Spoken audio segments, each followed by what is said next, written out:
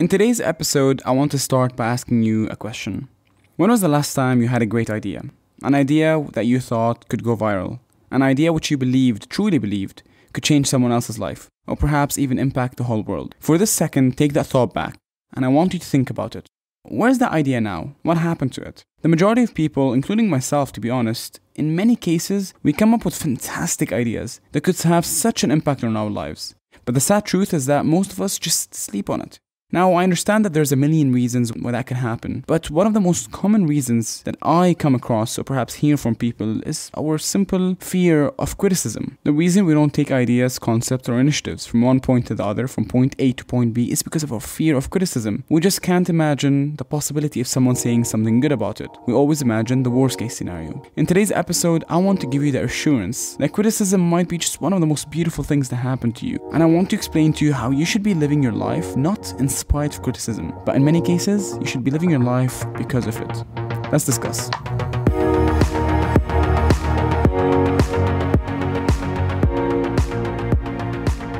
This is the Inspire Podcast, the place for all the change makers in this world. Keep an eye out to hear all the stories, the experiences, and the life lessons that could impact your life forever. You'll be hearing from me and from young entrepreneurs as well as leaders about what inspired them to inspire others and how they defy the status quo in their own style. Hussein speaking here, and I want to thank you for taking the time to listen to this episode. I promise it'll be worth the while. But without further ado, it's another day, another topic, another lesson. Let's begin. Whenever I work on an important project or perhaps a new initiative, just like this podcast, I face quite a bit of criticism. This won't be fun, people won't listen, you won't make any money out of it, do you even have the skills for it, blah blah blah. By now, it's all a classic, and I got used to it. But over time, I started correlating things together and started realizing that every single time I received criticism about anything that I'm doing, it always marked a new checkpoint in my life, or perhaps a new achievement. My complete perspective started to change then and there, because when I thought about it thoroughly, I figured that the enemy was never criticism. In fact, it was my own attitude towards criticism. This world is full of two kinds of people. There are those that take criticism lightly and with an open heart. But there are those that really don't. There are those that turn their backs onto their dreams just because a friend or a partner criticized them about their idea.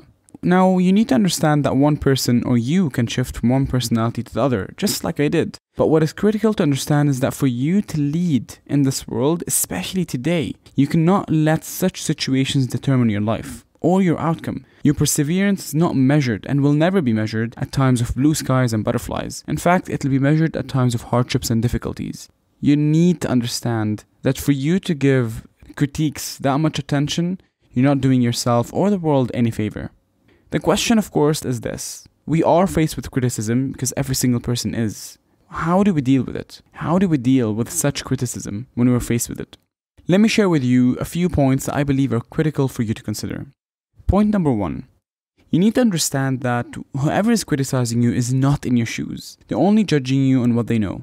It's very easy for people to throw their opinions on things such as what you should study, where you should work, or things as simple as what you should eat. The way I see it is that they project whatever is missing in their lives onto you. It's unfair, I know, but that's how it is. I read a quote recently that said, when you judge another, you don't define them. In fact, you define yourself. Always keep that in mind. Point number 2, and always remember, criticism is your checkpoint and reminder, just as it is mine. But the question is, a checkpoint to what? A checkpoint to get moving.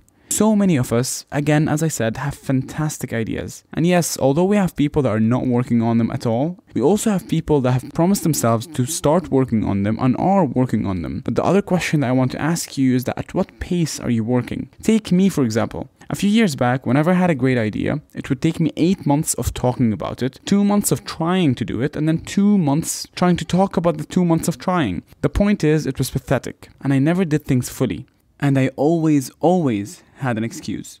Now, the biggest problem with us humans is that we tend to settle very quickly. And as I always say, and this is something we're going to talk about in another episode, it's very easy for us to be comfortable with being comfortable. And that is probably the biggest and the deepest danger zone we can ever fall into, which we need to step out of. And whenever we're faced with criticism, it really is a wake-up call to get moving again. Point number 3, and this is a really simple point, criticism only means that you're doing something bold and new. Someone or a person will not criticize you if you're not doing something unique, if you're not doing something that they found crazy. Something that for them is just simply not doable. For them is something that just doesn't make sense. But for you, it means the world. So really, for this point, I just want to tell you, if you've ever been criticized, congratulations, I guess.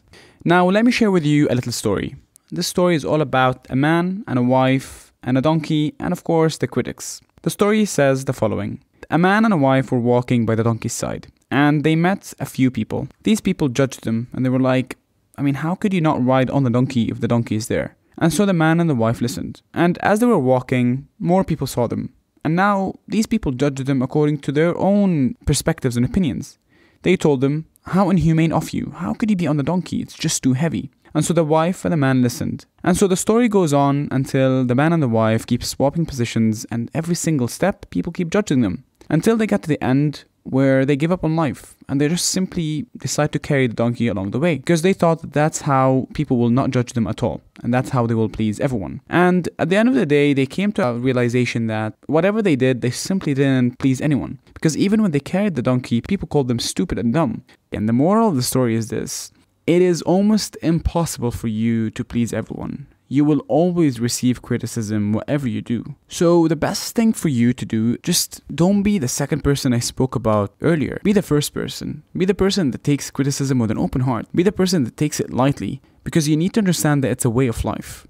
Almost forgot point number 4, by the way. And point number 4, which is very, very, very critical. Never forget that you have supporters. It is very easy for us to look at the critics only because that's the first thing we always think of. The negative, the negative, the negative. What if I fail? What if I fail? What if I fail? But I need you to understand that your supporters exist and they're waiting for you out there. And the moment you start a project or unleash your beast product or whatever it is that you want to do, I promise you, you're going to find them. Now, you need to understand that the reason we don't think about the supporters is because they're more difficult to reach than the critics themselves. Now, if all that I said does not apply to you, or if you'd like an easy alternative on how do I actually stop or move away from the discomfort of critics, I'll give you a very simple solution. And this solution, again, we'll leave it to another day because it is a whole topic by its own. But let me give you a glimpse. Whenever I'm faced with criticism, I physically speak to myself. And yes, it does sound crazy, but I promise you it works. And the reason it works is this. Whenever you speak out loud to yourself, you're talking not only to your subconscious, because that's when you're thinking about it, you're also talking physically to your conscious brain. You're telling your brain that it's going to be okay. This and that person don't know my situation. It's only them judging according to their understanding, and nothing will put me down. Tell yourself these sentences while you're walking down the street, and I promise you it'll do magic. It's very simple, and I know you're going to look crazy on the street, but you're better off looking crazy and making yourself feel better than sleeping on it and suppressing it.